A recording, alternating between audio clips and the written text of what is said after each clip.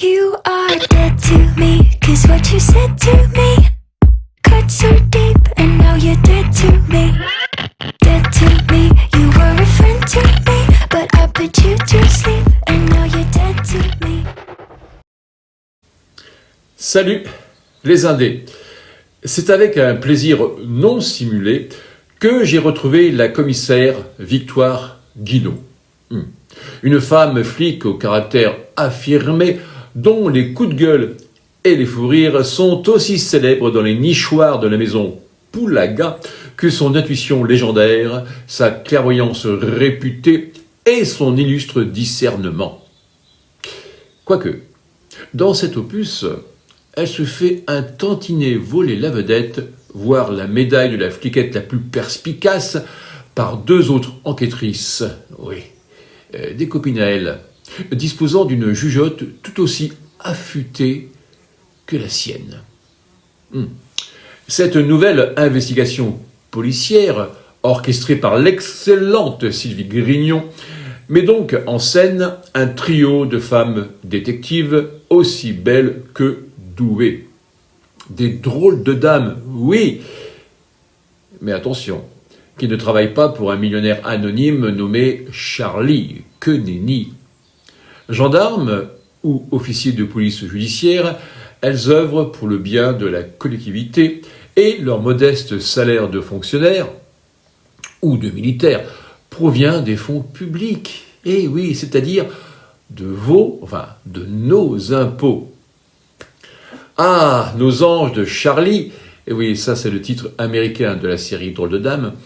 Sylvie Grignon, leur patronne narratrice, ne cesse d'imposer de nouvelles enquêtes, franchement glauques, quoique divertissantes pour le lecteur. Nos ladies détectives finiront-elles par se rebeller? Je l'ignore. Quoi qu'il en soit, la commissaire, l'ex-tollarde du quai des Orfèvres, aimerait sans doute enquêter sur de gentils petits meurtres entre amis. Ou bien suivre la piste d'un Arsène Lupin gentleman cambrioleur. Ou encore couvrir la cavale d'un malfaiteur sans haine ni violence. Disciple d'Albert Sfazzari, par exemple. Mais voilà. Non seulement la carrière de la glorieuse commissaire est parsemée de psychopathes totalement déjantés, auprès desquels même Hannibal Lecter pourrait passer pour un enfant de cœur.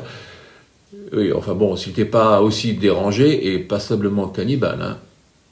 Mais en plus, notre Julie Lescaut version berrichonne semble abonnée aux puissants tout aussi véreux que dépravés. Qu'il soit politicien pourri ou homme d'affaires malsain. Oui, je confirme, il en existe quelques-uns. Et pas seulement dans le monde de la fiction. Non, on pourrait citer... on cite personne, on continue.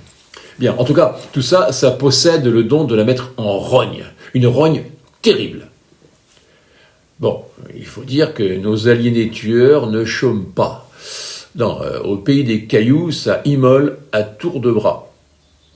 Oui, vous avez bien entendu ou lu, au pays des cailloux.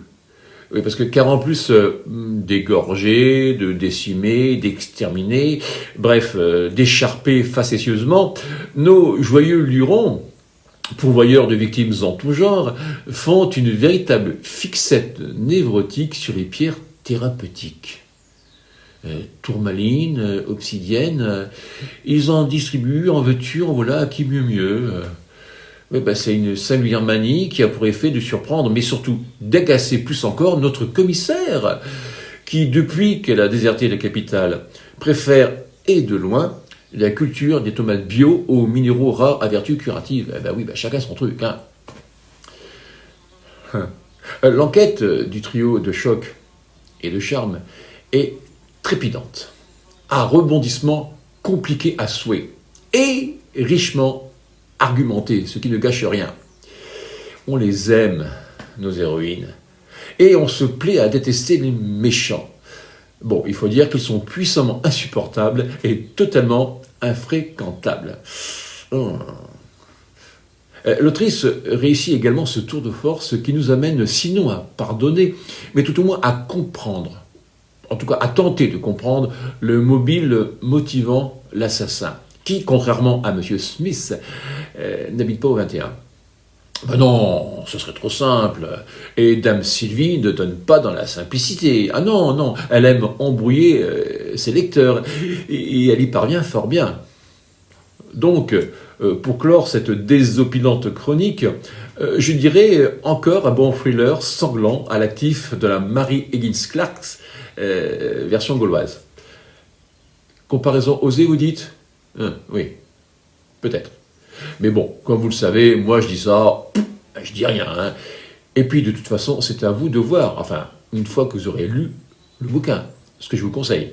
Allez, à bientôt les AD pour une nouvelle enquête aux couleurs d'agate bleue, ou pourquoi pas, soyons fous, d'opale noire, voire même, au diable l'avarice, de jaspe, sang de dragon. Oui, tout ça c'est des cailloux, hein, pour ceux qui n'ont pas suivi. Voilà. Ciao, à bientôt.